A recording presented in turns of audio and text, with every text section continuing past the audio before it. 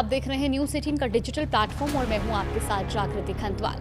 पाकिस्तान के बलूचिस्तान में अलगाववादी आंदोलन और सुरक्षा संकट लगातार गंभीर होता जा रहा है। बलूचिस्तान में अलगाववादी समूहों और स्थानीय प्रदर्शनकारियों की गतिविधियों के बीच पाकिस्तानी सरकार और सुरक्षा बलों पर दबाव बढ़ा है। प्रांत के कई हिस्सों में सैन्य अभियान, उग्रवादी हमले, नागरिकों के हताहत होने के दावे और बड़े पैमाने पर विरोध प्रदर्शन जारी है। स्थानीय लोगों की नाराजगी नई नहीं है। संसाधनों के असमान वितरण, लापता लोगों और सैन्य कार्रवाई को लेकर लंबे समय से असंतोष रहा है और अब ये नाराजगी और गहरी हो गई है। अलगाववादी समर्थक बलूच समूहों का एक हिस्सा खुद को पाकिस्तान से अलग एक स्वतंत्र वतन के रूप में देखता है और इसी मांग को लेकर आंदोलन कर रहा है। इस पूरे संकट के बीच पाकिस्तान की सुरक्षा व्यवस्था पर भी सवाल उठ रहे हैं। एक तरफ सैन्य कार्रवाइयों की खबरें सामने आ रही हैं, तो दूसरी तरफ खुशदार शहर में लॉकडाउन का ऐलान किया गया है। पुलिस ने इसे अगले आदेश तक सख्ती से लागू करने की बात कही है। नागरिकों को बिना जरूरी काम के घर से बाहर निकलने की मनाही है और नियम तोड़ने पर कार्रवाई की चेतावनी भी दी गई है। इस लॉकडाउन का सीधा असर आम लोगों की जिंदगी पर पड़ रहा है, क्योंकि बाजार बंद है, आने जाने की सुविधाएं प्रभावित हैं और लोगों को रोजमर्रा की जरूरत का सामान जुटाने में भी मुश्किलों का सामना करना पड़ रहा है।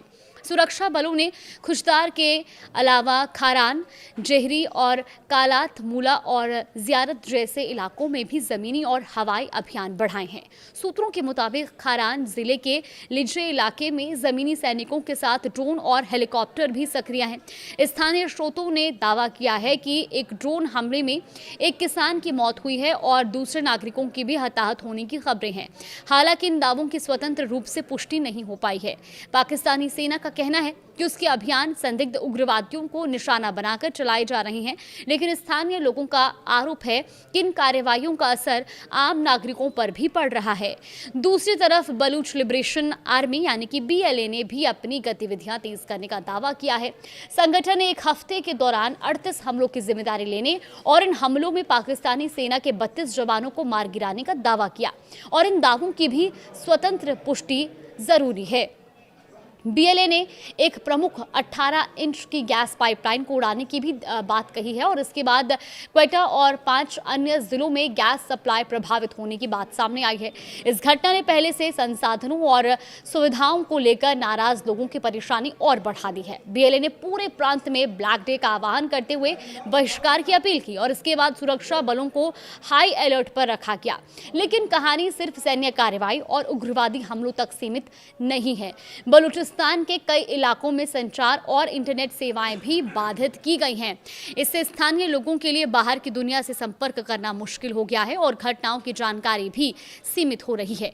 इसके बावजूद विरोध प्रदर्शन पूरी तरह से रुके नहीं हैं। युवा, मध्यम वर्ग के नागरिक और महिलाएं कई जगहों पर शांतिपूर्ण धरने और आंदोलनों में शामिल हैं। बलूच यकजहती कमेटी यानी कि BYC जैसे संगठनों ने मुख्य सड़कों को जाम कर प्रदर्शन किए हैं और उनकी प्रमुख मांगों में लापता लोगों का पता लगाना, सैन्य कार्रवाइयों पर रोक और बुनियादी मानवाधिकारों की रक्षा शामिल है। प्रदर्शनकारियों का यह भी आरोप है कि इन आंदोलनों को रोकने के लिए सरकार की ओर से बल प्रयोग, गिरफ्तारियां और फायरिंग की गई है और उनका कहना है कि इससे लोगों का गुस्सा और बढ़ रहा है। अब बलूच आंदोलन से जुड़े लोग अंतर्राष्ट्रीय समुदाय का ध्यान भी इस संकट की ओर खींच रहे हैं और मानवाधिकारों के कथित उल्लंघन पर अंतर्राष्ट्रीय स्तर पर आवाज उठाने और बलूचिस्तान की स्वतंत्रता की मांग को समर्थन देने की अपील कर रहे हैं। यानी बलूचिस्तान में इस समय संकट कई स्तर पर दिखाई दे रहा है। एक तरफ पाकिस्तानी सुरक्षा बलों और अलगाववादी समूहों के बीच संघर्ष है, तो दूसरी तरफ आम नागरिकों की सुरक्षा और रोजमर्रा की जिंदगी प्रभावित हो रही है और तीसरी तरफ लापता लोगों, मानवाधिकारों और राजनीतिक अधिकारों को लेकर आंदोलन जारी है। आने वाले दिनों में सबसे बड़ा सवाल यही है कि पाकिस्तान सरकार इस बढ़ते असंतोष और सुरक्षा संकट से कैसे निपटती है।